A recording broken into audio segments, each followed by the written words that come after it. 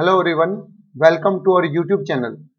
आज इस YouTube channel पर ट्रिग्नोमेट्री बुक का चैप्टर नंबर 2 ट्रिग्नोमेट्रिक फंक्शन का लेक्चर नंबर 4 है एंड लेक्चर नंबर 3 में जो हमने टॉपिक किया था उसी के 2 होमवर्क क्वेश्चन मैंने आप लोगों को दिए थे। तो सबसे पहले हम उन दोनों होमवर्क क्वेश्चंस का डिस्कशन करते हैं। देखिए 7th जो क्वेश्चन मैंने आपको दिया था वो है a plus B tangent theta is equal to secant theta and b minus a tangent theta is equal to 3 secant theta. आपको a square plus B square की वैल्यू बतानी है, क्या होगी। देखिए सबसे पहले आप इस टेन और सीकेंट को साइन कोस में कन्वर्ट कर लेते हैं, तो a upon 1 plus B sine theta upon cos theta is equal to 1 upon cos theta होगा। और अगर आप सभी को कोस से मल्टीप्लाई करते हैं या फिर आप ऐसे समझिए एलसीएम लेके आपने क्रॉस मल्टीप्लाई किया है, तो आप यहां से लिख सकते हैं a cos theta plus B sine theta is equal to 1। ठीक है, यह है इक्वेशन नंबर फर्स्ट। सिमिलरली यहां से आपने क्या किया, b upon 1 minus a tan theta को आपने लिख दिया यहां से sine theta upon cos theta is equal to 3 upon cos theta.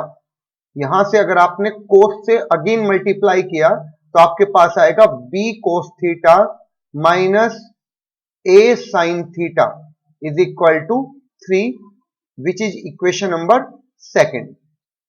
Okay, now अगर फर्स्ट इक्वेशन का स्क्वायर और सेकंड इक्वेशन का स्क्वायर कर दिया जाए और इन दोनों को ऐड कर देते हैं, तो देखिए आपके पास क्या आएगा। यहां से a cos theta plus b sin theta का whole square plus b cos theta minus a sin theta का whole square is equal to 1 square plus 3 square. और यहां से इसको लिखा जा सकता है a square cos square theta plus b square sine square theta plus 2ab cos theta into sine theta. Okay, उसके बाद प्लस सेकंड ब्रैकेट का square b square cos square theta plus a square sine square theta minus 2ab cos theta into sine theta is equal to right side में आपके पास आ जाएगा 1 plus 3 which is 4। अब आप देखिए 2ab sine theta cos theta यहां से cancel हो जाएगा, तो आपके पास जो बच रहा है इसमें से आपने a स्क्वायर कोस स्क्वायर और b स्क्वायर कोस स्क्वायर में से आपने कोस स्क्वायर थीटा को कॉमन ले लिया है, तो a square plus B square cos square theta आएगा। उसके बाद B square sine square theta और a square sine square theta में से अगेन आपने यहां से साइन स्क्वायर थीटा कॉमन ले लिया है। राइट साइड में अब भी आपके पास 4 है। अब आप throughout a square plus B square को कॉमन ले सकते हैं, तो यहां से आपके पास cos square theta plus sine square theta बचेगा और राइट साइड में आपके पास 4 है।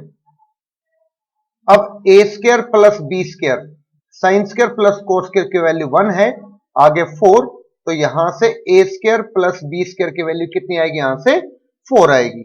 ओके, आई होप सभी स्टूडेंट को काफी अच्छे से ये क्वेश्चन समझ में आ गया होगा। अब चलते हमारे सेकंड होमवर्क क्वेश्चन पे। ठीक है, ये आपका फर्स्ट होमवर्क क्वेश्चन था, अब सेकंड होमवर्क क्वेश्चन पे चलते हैं। देखिए पिछले क्वेश्चन में एक पॉइंट देखिए, दोबारा से यहां पर मैंने छोटी सी गलती की, यहां पे 3 का स्क्वायर कितना था 9, तो आपने यहां पर 9 प्लस 1 करना है। यहां पर भी आपके पास 9 प्लस 1, यहां से भी 9 प्लस 1, यहां से भी आपके पास 9 प्लस 1 आएगा और फाइनली आप यहां से इसको करेक्ट कर सकते हैं। आपके पास इसकी वैल्यू यहां से आएगी 10। ओके, सो अब देखिए next question. If a sine square X plus b cos square X is equal to c। ठीक है, आपको ये इक्वेशन दी हुई है a sine square X plus b cos square X is equal to c। आप क्या करते हैं, यहां से एक बार तो आप इस इक्वेशन को साइन स्क्वायर एक्स में सिंप्लीफाई करते हैं, देखिए, और एक बार cos स्क्वायर एक्स में। तो मैंने फिलहाल क्या किया है, cos स्क्वायर एक्स को साइन स्क्वायर में कन्वर्ट कर लिया है। तो आप देखिए यहां से कितना आएगा, a साइन स्क्वायर एक्स और minus b sign square x है, तो a minus b sign square x, और राइट साइड में आपके पास c माइनस b होगा। तो आप यहां से साइन स्क्वायर एक्स की वैल्यू लिख सकते हैं c minus B upon a minus b। Okay, ये आपके पास यहां से साइन स्क्वायर एक्स की वैल्यू आ गई। उसके बाद इसी इक्वेशन को आप दोबारा से लिखिए, a sine square X plus b cos square X is equal to c। अब आप इस कंप्लीट इक्वेशन को कोस में कन्वर्ट करते हैं, तो साइन स्क्वायर एक्स की पोजीशन पे आपने 1 माइनस कोस स्क्वायर एक्स लिख दिया, और यहां पर कोस स्क्वायर एक्स है, तो यहां से आपके पास आएगा a, और जो राइट साइड में आपके पास c है उसको आपने कलेक्ट किया। देखिए, अगर आपने यहां से माइनस a और प्लस b को एक साथ रख लिया, यानी कि कोस स्क्वायर एक्स को कॉमन लिया, और उसके बाद c माइनस a आपने राइट साइड में रखा, सो आप यहां से कोस स्क्वायर एक्स की वैल्यू लिख सकते हैं c minus a divided by b minus a। Okay, अब आप इस फर्स्ट बॉक्स को एंड सेकंड बॉक्स को डिवाइड कर दें एंड टेन स्क्वायर एक्स की वैल्यू यहां से फाइंड आउट कर लें। ठीक है, सो आपके पास यहां से टेंजेंट स्क्वायर एक्स की वैल्यू आ जाएगी c माइनस b के अपॉन में आपने a माइनस b लिखा हुआ है, एंड डिनोमिनेटर में c माइनस a के अपॉन में आपने यहां से b माइनस a को आप a माइनस b लिख लो, नेगेटिव साइन कॉमन लेके। तो आप यहां से ऑब्जर्व कर सकते हैं कि टेन स्क्वायर एक्स की वैल्यू कितनी आ जाएगी आपके पास, c माइनस b, ठीक है, और डिनोमिनेटर में c माइनस a। ठीक है, और आप इसको थोड़ा और सिंप्लीफाई कर सकते हैं, tan square X is equal to c minus b upon, इसको आप डिनोमिनेटर को a माइनस c लिख सकते हैं। ठीक है, ये काफी इंपॉर्टेंट इक्वेशन यहां से हमने ड्राइव कर ली है। सिमिलरली अगर आप सेकंड इक्वेशन से बात करते, फ्रॉम इक्वेशन दिस, ठीक है, अगर आप इस इक्वेशन से सिंप्लीफाई करते इसी तरीके से, तो आपके पास टेन स्क्वायर y आता। ठीक है, इसको आप इक्वेशन फर्स्ट बोल दो यहां से। ठीक है, इस फर्स्ट इक्वेशन से आप टेन स्क्वायर y की वैल्यू क्या निकाल सकते थे। सिमिलरली देखिए, आपने फर्स्ट इक्वेशन से टेन स्क्वायर x की वैल्यू कैसे फाइंड आउट की, उसको आप कैसे यूज कर सकते हैं सेकंड में। देखिए, यहां पर आपके पास c माइनस बी पहले आपने लिखा, तो यहां से आप d माइनस ए लिखेंगे पहले, डिनोमिनेटर में a माइनस सी है, इस a को पहले और c को आपने बाद में लिखा है। सिमिलरली यहां पर भी आप b को पहले एंड d को लिखेंगे बाद में। ठीक है, यह आपके पास आ जाएगी इक्वेशन नंबर 4। ओके, नाउ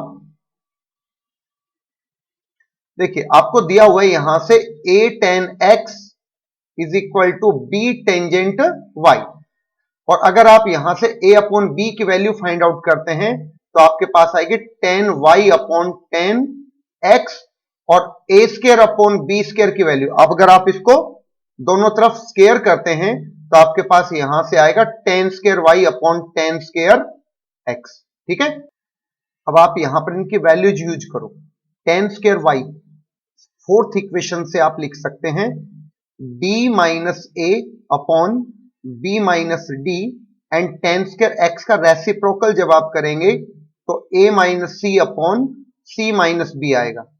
ठीक है, तो यही आपके पास इसका फाइनल आंसर है d माइनस ए, और यहां से b माइनस डी, और इस a माइनस सी को आप c माइनस ए अगर लिखते हैं तो डिनोमिनेटर में जो b माइनस सी था इसको भी आप c माइनस बी को b माइनस सी लिख सकते हैं। ठीक है, आपने माइनस कॉमन लेके कैंसिल यहां पर कर दिया है। आई होप ये दूसरा होमवर्क क्वेश्चन भी सभी स्टूडेंट्स को काफी अच्छे से समझ में आ गया होगा। फिर भी अगर किसी स्टूडेंट को कोई कंफ्यूजन होता है तो आप वीडियो को दोबारा से जरूर देख सकते हैं इसको समझने के लिए। ठीक है, अब शुरू करते हैं आज का हमारा फर्स्ट टॉपिक। देखिए, तो आज का हमारा फर्स्ट टॉपिक है, सबसे पहले डेफिनेशन है एंगल की। एंगल क्या होता है? देखिए, एंगल होता है it is amount of rotation, it is amount of rotation of a moving line. अगर कोई लाइन मूव करती है तो उसका अमाउंट ऑफ रोटेशन होता है, उसको हम क्या बोलते हैं? कि एंगल बोलते हैं। ठीक है, जैसे कि अगर आपके पास ये कोई फिक्स लाइन है और इस फिक्स लाइन पे आप क्या करते हैं, कोई एक दूसरे लाइन को आप मूव करवाना चाहते हैं, दिस इज मूविंग लाइन। ठीक है, दिस इज मूविंग लाइन, और आप इस डायरेक्शन में आपने मूव करवाया है, तो आपके पास जो अमाउंट ऑफ रोटेशन है उसी को आप एंगल बोल रहे हैं, और आप उसको थीटा से रिप्रेजेंट कर सकते हैं। ओके, तो रोटेशन दो टाइप से हो सकता है। आप फिक्स लाइन के रेस्पेक्ट में या तो लाइन को ऊपर की तरफ रोटेट कर सकते हैं, जैसे आप फर्स्ट डायग्राम में देख सकते हैं, या फिर आप नीचे की तरफ आ सकते हैं। ठीक है, this is moving line. Okay, so जो एंगल होगा ये भी आपके पास क्रिएट हो सकता है। तो आपके पास दो तरह के एंगल क्रिएट हो सकते हैं। One is in anti clockwise direction, this is known as anti clockwise direction, और अगर सेकंड की बात करूं तो this is clockwise, clockwise direction. Okay, now अगर आपको एक छोटा सा पॉइंट याद रखना है कि अगर आप एंटी क्लॉकवाइज जाते हैं तो आप जो भी एंगल क्रिएट करेंगे वो हमेशा कैसा होगा? पॉजिटिव एंगल होगा। और अगर आप क्लॉकवाइज डायरेक्शन में जाते हैं तो आपके पास जो एंगल होगा वो हमेशा नेगेटिव एंगल जनरेट होगा। क्लियर? आई होप सभी स्टूडेंट्स को काफी अच्छे से ये पॉइंट क्लियर हो गया होगा। There are two types of angle, one is positive and second one is negative angle. If moving line moves in anti-clockwise direction, then it becomes positive angle, and if moving line move in clockwise direction, then angle form is of type negative. Okay, this is our first topic. Now second point की बात करते हैं कि अगर जो आपके पास angle है उसको आप मेजर कैसे करेंगे। तो यहां पर एंगल को मेजर करने के लिए, एंगल को मेजर करने के लिए मेजरमेंट ऑफ एंगल, एंगल का मेजरमेंट आप कैसे करते हैं? जैसे आप डिस्टेंस का मेजरमेंट मीटर में, सेंटीमीटर में, मिलीमीटर में, किलोमीटर में, इस तरह से आप करते हैं। सिमिलरली आप एंगल को भी डिफाइन कर सकते हैं टू टाइप से। वन टाइप इज डिग्री, आप डिग्री में एंगल को डिफाइन कर सकते हैं, एंड सेकंड आप एंगल को डिफाइन कर सकते हैं रेडियन में। ठीक है, आई होप सभी स्टूडेंट्स को काफी अच्छे से ये पॉइंट क्लियर हो गया होगा। अब एक मैथमेटिकली सिस्टम है जो ये बताता है कि एंगल को आप डिग्री में मेजर कर सकते हैं, उस एंगल को बोला जाता है सेक्साजेसिमल सिस्टम। तो वो सिस्टम बताता है कि एंगल को आप डिग्री में मेजर कर सकते हैं, लेकिन इस नाम की कभी आपको जरूरत नहीं पड़ेगी कि कौन से सिस्टम के थ्रू आप डिग्री यूज कर रहे हैं। ठीक है, फिर भी आप इसको याद रख सकते हैं, उसका नाम है सेक्साजेसिमल सिस्टम। ठीक है, अच्छा अब बात करते हैं डिग्री की। देखिए, सबसे पहले क्या होता है, आपके पास one right angle is equal to 90 degree के इक्वल होता है। 1 डिग्री आपके पास 60 मिनट के इक्वल है, जो ऊपर एक डैश लगा हुआ है इसका मतलब है मिनट, एंड 1 मिनट होता है वो 60 सेकंड के इक्वल होता है। ठीक है, तो एंगल को आप डिग्री में मेजर कर सकते हैं। सिमिलरली एंगल को आप रेडियन में भी मेजर कर सकते हैं। रेडियन के अंदर क्या होता है, अगर आपके पास एक सर्कल है और सर्कल के सेंटर से आपने रेडियस ड्रॉ कर ली और आपने इधर भी एक रेडियस ड्रॉ कर ली, और अगर इस AB आर्क लेंथ को, this is known as arc length, अगर आपने इसको भी आर के ही इक्वल लिया है तो यहां पर जो एंगल क्रिएट होगा थीटा, वो रेडियन में क्रिएट होगा और वो 1 रेडियन के इक्वल होगा अगर AB की वैल्यू R है तो। ठीक है, अभी आप इसको L के इक्वल कंसीडर कर सकते हैं। ठीक है, तो एक फॉर्मूला आप यहां से याद रखेंगे, theta is equal to L by R। This is relation between theta, L and R, where theta is angle in radian. ठीक है, what is L? L is length of arc and R is radius of circle. ठीक है, और L और R दोनों की unit same होंगी, मतलब दोनों के दोनों या तो सेंटीमीटर में या मिलीमीटर में या किलोमीटर में एटसेट्रा, ऐसा कुछ भी लिया जा सकता है। क्लियर? आई होप सभी स्टूडेंट्स को काफी अच्छे से ये पॉइंट क्लियर हो गया होगा। नेक्स्ट पॉइंट की बात करते हैं, relation between degree and radian. Degree और रेडियन में क्या रिलेशन है, तो आप इस रिलेशन को याद रखेंगे, pi radian is equal to 180 degree. ठीक है, इस रिलेशन को आप अच्छे से याद रखेंगे और यहां से आप लिख सकते हैं 1 radian is equal to 180 upon pi degree, और 1 degree is equal to pi upon 180 radian. ठीक है, ऐसा आप इसको लिख सकते हैं। क्लियर? ये दोनों कन्वर्जन आपको अच्छे से याद होने चाहिए। इस स्लाइड पे मैंने जो भी लिखा है वो सारा अगर आपको आता है तो अब जो मैं आगे बेसिक क्वेश्चन करवाने वाला हूं वो सभी स्टूडेंट्स को काफी अच्छे से समझ में आ जाएंगे। ठीक है, तो अब देखिए, मान लो आपके पास एक एंगल है 30 डिग्री। तो अगर आपके पास एक एंगल है theta is equal to 30 degree और आप इसको रेडियन में कन्वर्ट करना चाहते हैं, तो थीटा को आप लिख सकते हैं यहां से 30 इंटू, यहां पर ये डिग्री में था तो रेडियन में कन्वर्ट करने के लिए आप इसको पाई बाई 180 से मल्टीप्लाई करेंगे।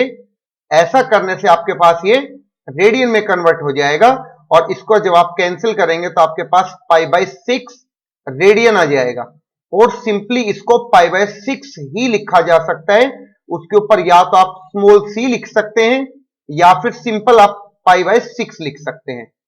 रेडियन को लिखने के ये तरीके हैं, या तो आप रेडियन लगाएंगे या फिर उसकी पावर में आप c लिखेंगे या सिंपल आप उस नंबर को लिख देंगे। ठीक है, सिमिलरली अगर आपके पास थीटा, सपोज थीटा आपके पास 90 डिग्री है तो रेडियन में आप उसको कैसे कन्वर्ट करेंगे। ठीक है, जैसे आपके पास टेम्परेचर होता है, आप उस टेम्परेचर को या तो डिग्री में मेजर कर सकते हैं, डिग्री सेल्सियस में, या फिर आप उसको फारेनहाइट में मेजर कर सकते हैं। सिमिलरली एक एंगल को आप या तो डिग्री में मेजर कर सकते हैं या फिर आप रेडियन में मेजर कर सकते हैं। तो इस एंगल 90 डिग्री को अगर आप रेडियन में कन्वर्ट करना चाहते हैं तो 90 अपॉन पाई बाई 180 आपके पास आएगा और ये रहेगा रेडियन में। ठीक है, और आप यहां से इसको कैंसिल करके पाई बाय 2 रेडियन लिख सकते हैं, मतलब theta is equal to pi by 2। अब आता है इसका रिवर्स, अगर आपके पास पाई बाय 6 लिखा हुआ है, ठीक है, मतलब रेडियन में है और आप डिग्री में कन्वर्ट करना चाहते हैं, ठीक है, तो रेडियन आप लिखना कोई जरूरी नहीं समझेंगे, यहां पर आप डायरेक्ट इसको पाई बाय 6 लिख सकते थे। अब इसको अगर आप डिग्री में कन्वर्ट करना चाहते हैं तो 180 अपॉन पाई आ जाएगा और यहां से पाई कैंसिल, और 180 को 6 से जब आप डिवाइड करेंगे तो आपके पास आएगा 30 डिग्री। सिमिलरली पाई बाय 2 को अगर आप पाई बाय 2 रेडियन को अगर आप डिग्री में कन्वर्ट करना चाहते हैं तो आपके पास pi by 2 into 180 upon pi आएगा। पाई से पाई कैंसिल, यहां पर 90, so it is 90 degree. Okay, I hope यहां तक सभी स्टूडेंट्स को काफी अच्छे से पॉइंट क्लियर हो गया होगा। अब अभी मैंने आपको बताया कि जो डिग्री होता है उसके सब पार्ट क्या क्या होते हैं, मिनट और सेकंड होते हैं। तो अगर कोई एंगल है वो फ्रैक्शन में आ गया है, मतलब कंप्लीटली डिग्री में कन्वर्ट नहीं हुआ है, तो आप उसको उससे स्मॉल डिग्री के अंदर, जो कि डिग्री का ही पार्ट है, मिनट में कन्वर्ट कर सकते हैं। और अगर फिर भी कोई रिमाइंडर बचता है, फिर भी कोई फ्रैक्शन में क्वांटिटी आती है, तो आप उसको फिर से सेकंड में कन्वर्ट कर सकते हैं। ओके, आई होप सभी स्टूडेंट्स को काफी अच्छे से ये पॉइंट क्लियर हो गया होगा। अब देखिए एक क्वेश्चन लेते हैं इसी कॉन्सेप्ट को समझने के लिए। देखिए क्वेश्चन ये है 2 डिग्री 5 मिनट 3 सेकंड। अब आप इसको रेडियन में कन्वर्ट करो। कैसे कन्वर्ट करोगे, देखिए 2 डिग्री तो आपके पास है, आपने प्लस 5 मिनट प्लस 3 सेकंड इसको लिख दिया, और 2 डिग्री प्लस इसको आप 5 अपॉन 60 जब करेंगे तो आपके पास ये भी मिनट डिग्री में कन्वर्ट हो जाएगा, एंड 3 अपॉन 60 इंटू 60 करेंगे तो आपके पास यहां से भी ये डिग्री में आ जाएगा, क्योंकि फर्स्ट 60 मिनट में कन्वर्ट करने के लिए और सेकंड 60 डिग्री में कन्वर्ट करने के लिए था। ओके, अब देखिए इस कंप्लीट को आप क्या लिख सकते हैं, इनका डिग्री तो आप यहां पे कॉमन ले सकते हैं, और 2 प्लस यहां से आपके पास 5 अपॉन 60 प्लस यहां से इसको आप 3 अपॉन 60 इंटू 60 लिख सकते हैं। ठीक है, और अब आप इसको कैंसिल करेंगे तो आपके पास देखिए क्या आएगा यहां से, तो यहां से आपके पास 2 प्लस, देखिए इसको आप कैंसिल कर सकते हैं, 5 1 जा 5 एंड यहां से आ गया 2, तो 12 5 जा 60 एंड 3 से यहां से आप 20 पे कैंसिल कर सकते हैं, तो 1/12 प्लस 3 इनको आप मल्टीप्लाई करेंगे तो आपके पास 1200 आ जाएगा, ये डिग्री में आ जाएगा।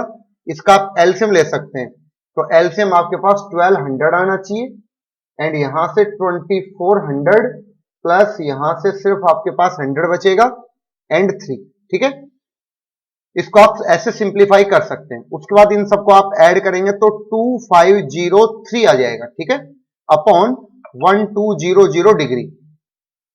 और आप इसको कैसे लिख सकते हैं, 2503 अपॉन 1200 इंटू, देखिए डिग्री में आप इसको रेडियन में कन्वर्ट करना चाहते हो, तो रेडियन में कन्वर्ट करने के लिए आपके पास होता है π/180 से मल्टीप्लीकेशन।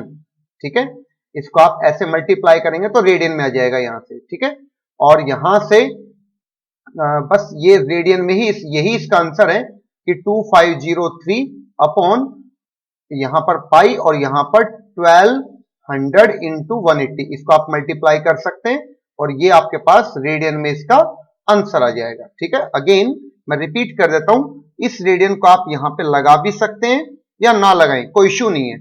आप इसके जगह पे सी भी लिख सकते हैं या ना लिखें, या सिंपली आप बस इस ब्रैकेट की वैल्यू को ही लिख दें।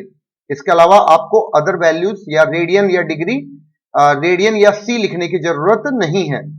ठीक है, ये आपके ऊपर है कि आप लिखना चाहते हैं या नहीं। ठीक है, आई होप सभी स्टूडेंट्स को काफी अच्छे से ये पॉइंट क्लियर हो गया होगा।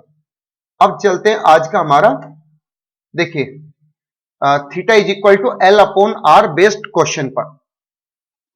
ए horse is tied to a post by a rope if the horse moves along a circular path always keeping the rope tight. देखिए क्या कहते हैं कि एक सर्कल है, इसकी सरकमफ्रेंस के ऊपर एक हॉर्स है, वो मूव करता है और इस तरह से मूव करता है कि यहां पर उसका पोस्ट है, मतलब आपने इस पॉइंट से उसको बांध रखा है, और जो हॉर्स है उसके गले में जो रस्सी है उसकी लेंथ OA है, विच इज उसने बता रखी यहां पर, आपको ये फाइंड आउट करनी है। ठीक है, उसने ये कहा है कि जो हॉर्स है अगर वो A पॉइंट पे है और AA पॉइंट पर है, और अगर वो पॉइंट B पर आ जाता है मूव करते हुए, तो उसने एक पाथ कवर किया है जिसको आप आर्क लेंथ की फॉर्म में पढ़ रहे हैं, एंड दिस इज रेडियस, और ये आपके पास थीटा है।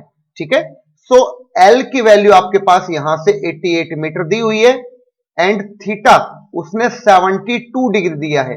लेकिन आपको क्या बताया था मैंने कि अगर सर्कुलर सिस्टम में आप पढ़ रहे हैं तो एंगल क्या होगा, रेडियन में। तो यहां पर 72 इंटू पाई बाई 180, और ये हो जाएगा यहां पर रेडियन में। और आप इसको फर्दर सिंप्लीफाई कर सकते हैं 36 से कैंसिल करके, तो 2 पाई अपॉन 5, और यहां से रेडियन आ जाएगा। ये हो गया आपके पास इसका एंगल। ठीक है, आई होप सभी स्टूडेंट्स को काफी अच्छे से यहां तक समझ में आ गया होगा।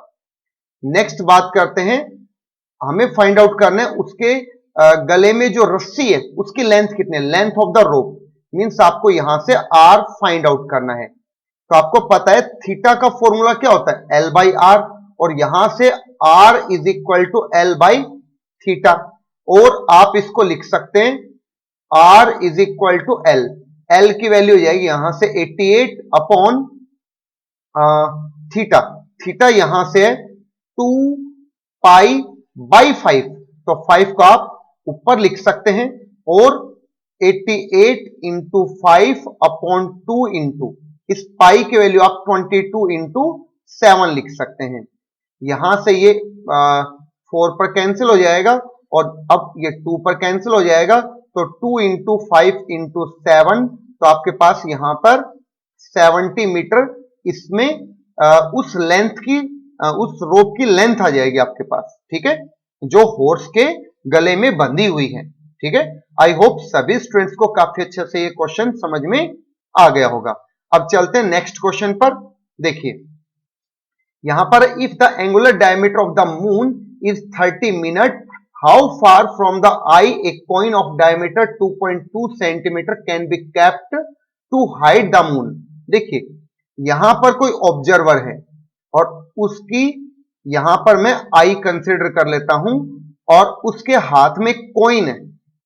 यहां पर ये कोई कॉइन है, और वो इस कॉइन को अपने हाथ में पकड़ रखा उसने, और वो इस कॉइन को इस तरह से एडजस्ट करता है कि जब वो इस कॉइन को पूरी तरह से इस तरह से एडजस्ट करता है कि उस कॉइन के जो पीछे मून होगा, जो काफी दूर होगा, वो इसके पीछे पूरी तरह से हाइड हो जाता है, पूरी तरह से छुप जाता है। ओके, यहां पर है ये मून। ओके, तो आप एक बार फिर से समझने की कोशिश कीजिए, क्वेश्चन में क्या कह रहा है यहां से कि आप ऑब्जर्वर ने अपने हाथ में कॉइन को इस तरह से एडजस्ट किया है कि मून उस कॉइन के पीछे पूरी तरह से हाइड हो जाए, पूरी तरह से पीछे छुप जाए। तो देखिए यहां पर क्या कहते हैं, यहां पर कहते हैं angular diameter of the moon is 30 minute. तो एक्चुअली 30 मिनट क्या होता है, एंगल। तो 30 मिनट आपके पास थीटा की वैल्यू हो गई है, तो ये आपके पास है यहां से theta. And diameter of the coin, coin का जो डायमीटर है वो ये हो गया। ठीक है, और ये 2.2 सेंटीमीटर है, तो 2.2 सेंटीमीटर है कॉइन का डायमीटर। बट कॉइन जो है वो इस लेंथ के कंपैरिजन में काफी ज्यादा क्या है, कॉइन का डायमीटर काफी ज्यादा स्मॉल है। तो इसलिए हम इसको स्ट्रेट लाइन, जो कि डायमीटर होता है, स्ट्रेट लाइन कंसीडर करने के बजाय हम इसको कर्व शेप में कंसीडर करेंगे, जिसको हम एल बोलते हैं। ओके, आई होप सभी स्टूडेंट्स को काफी अच्छे से ये बात समझ में आ गई होगी। अब जो थीटा 30 डिग्री था, आपने इसको रेडियन में कन्वर्ट कर लिया, और ये मैंने आपको बताया था कि आप इसको पाई बाई 180 से मल्टीप्लाई करेंगे रेडियन में कन्वर्ट करने के लिए। सबसे पहले तो आप इसको डिग्री में कन्वर्ट करेंगे, सॉरी, तो डिग्री में कन्वर्ट कैसे करेंगे, 30 अपॉन 60, और ऐसा करने से डिग्री में आ गया था। अब यहां से पाई बाई 180 हो जाएगा। ठीक है, अब यहां से कैंसिल हो जाएंगे, तो 2 पर, and it is pi by 360 radian. Okay, तो अब आपसे पूछा है कि उसको कॉइन को आंख से कितनी दूर रखना पड़ेगा, तो आप इसको रेडियस यहां पर कंसिडर कर सकते हैं, क्योंकि इस आर्क लेंथ को, अगर इस आर्क लेंथ को आप फर्दर एक्सटेंड करते हैं तो आप ऐसा फील करेंगे कि आपको एक सर्कल जैसा यहां पर फील हो रहा होगा कि ये कंप्लीट होके आगे एक सर्कल यहां पर बन जाएगा, कुछ इसके जैसा। ठीक है, आई होप सभी स्टूडेंट्स को काफी अच्छे से ये बात क्लियर हो गई होगी। ठीक है, तो जो एक्स्ट्रा पोर्शन था उसको मैं यहां से अब हटा देता हूं ताकि आपको कोई कंफ्यूजन ना रहे यहां पर। ठीक है, देखिए अब समझो बात को यहां से। अब आपको रेडियस फाइंड आउट करना है, तो मैंने आपको फॉर्मूला बताया था theta is equal to L upon R, और अगेन आप यहां से आर की वैल्यू फाइंड आउट करेंगे जो पीछे क्वेश्चन पढ़ा है उसी के जैसा।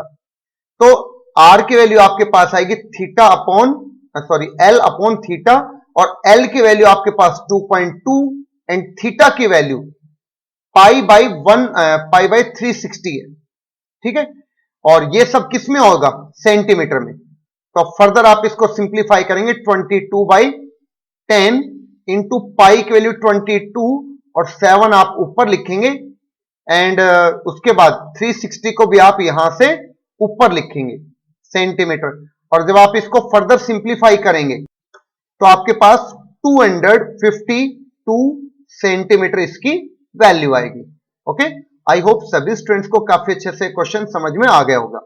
ठीक है, अब देखिए क्वेश्चन नंबर 3, ये आप होमवर्क में ट्राई करेंगे question number 3, and last question number 4 भी आप होमवर्क में जरूर इसको ट्राई करेंगे। ठीक है, और फिर भी अगर आपको कोई कंफ्यूजन रहता है तो आप नेक्स्ट वीडियो जरूर देखिए, वहां पर इन दोनों होमवर्क क्वेश्चंस का डिस्कशन पहले किया जाएगा। और अगर ये सारी बातें आपको समझ में आ रही है तो प्लीज, अगर इस चैनल पे कोई नया आज है तो इसको सब्सक्राइब जरूर करें, ताकि हर वीडियो जब भी यहां पर अपलोड हो तो आपको उसका नोटिफिकेशन तुरंत मिल जाए। सेकंड, प्लीज इस वीडियो को ज्यादा से ज्यादा शेयर जरूर कीजिए, ताकि ये free quality of education her student तक पहुंच जाए। Okay, now thank you for watching the video.